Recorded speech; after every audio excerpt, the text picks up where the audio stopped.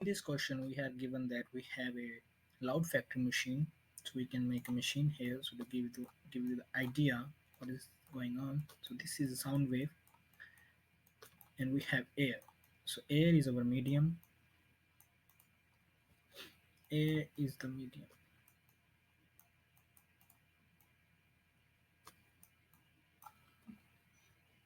and we are given that a the displacement is 1 micrometer.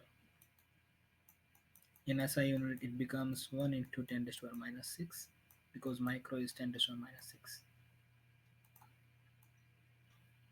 meter.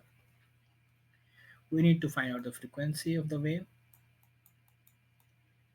We are given P. P is we have 10.0 Pascal because this is the maximum allowed. We have bulk modulus.